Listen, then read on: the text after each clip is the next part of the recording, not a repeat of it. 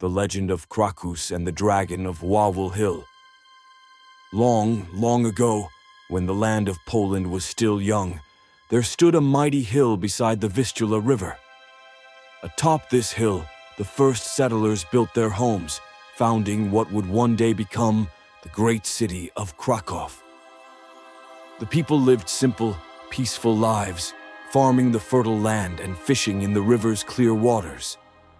But their peace did not last, for beneath the very hill they called home, a terrible secret lay hidden. A dragon had awoken. The beast emerged one spring morning with a roar that shook the earth, its fiery breath scorching the meadows and forests. It was a creature unlike any had seen, scales like iron, claws as sharp as swords, and eyes that glowed like burning coals. The settlers tried to defend themselves, but spears shattered against its hide, and arrows fell harmlessly to the ground. The dragon, they soon learned, had taken residence in a cavern beneath Wawel Hill, a deep cave where it hoarded its treasures and slumbered between feasts. It wasn't long before the monster began demanding tribute. Every week, the villagers were forced to bring it offerings of livestock, cows, sheep, and goats, lest it unleash its fury upon them. And if the villagers failed to meet its demands, the dragon would crawl from its lair, breathing fire and destroying everything in its path. Fear spread through the land like wildfire, and the people despaired. The king of this small settlement was Krakus, a wise and noble leader who cared deeply for his people. He could not bear to see his kingdom suffer. He tried everything to rid the land of the beast, calling on his bravest knights and warriors, even offering great rewards to anyone who could defeat the monster. Many tried, lured by the promise of gold and glory, but none returned. The dragon was too powerful, and its hunger was insatiable. One evening, as King Krakus gazed out over his troubled land, his two sons approached him. "Father," the eldest said, "we cannot stand by and watch our people suffer. Allow us to face the dragon. We will drive it from our lands, or we will die trying."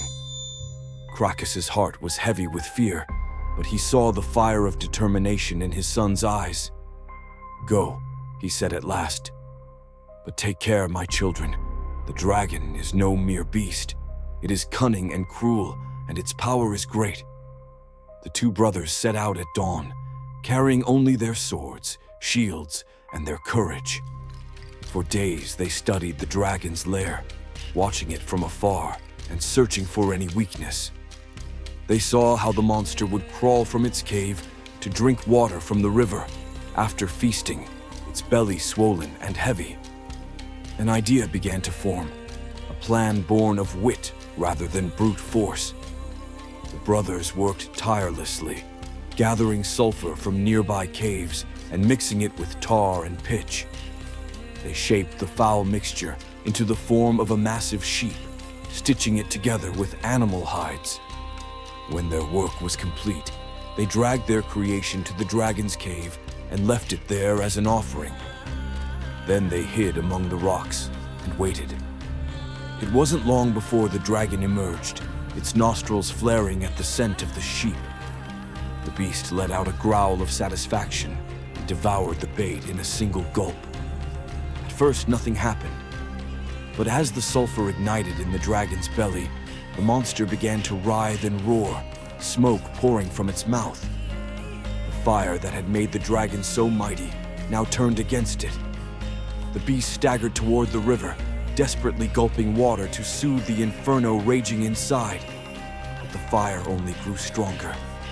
With one final earth-shaking roar, the dragon fell lifeless on the riverbank. The kingdom was free. The two brothers returned to the village as heroes, their faces streaked with soot and their hearts full of pride. The people rejoiced, dancing and singing in celebration of their liberation. King Krakus, filled with gratitude, declared a great feast in honor of his son's bravery. But the legend does not end there. To ensure that the dragon's evil would never be forgotten, King Krakus ordered that its massive cave be left untouched. Over the years, the people came to call it Smocza Jama, the dragon's den. And at the top of Wawel Hill, where the dragon's reign of terror had ended, Krakus founded a mighty city that bore his name, Krakow. Some say that King Krakus himself was buried on Wawel Hill, his tomb a monument to his wisdom and courage.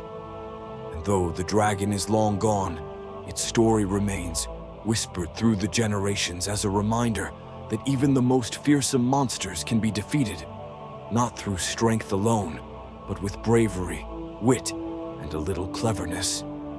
To this day, the statue of the dragon stands outside its cave, breathing fire for visitors who come to marvel at the legend.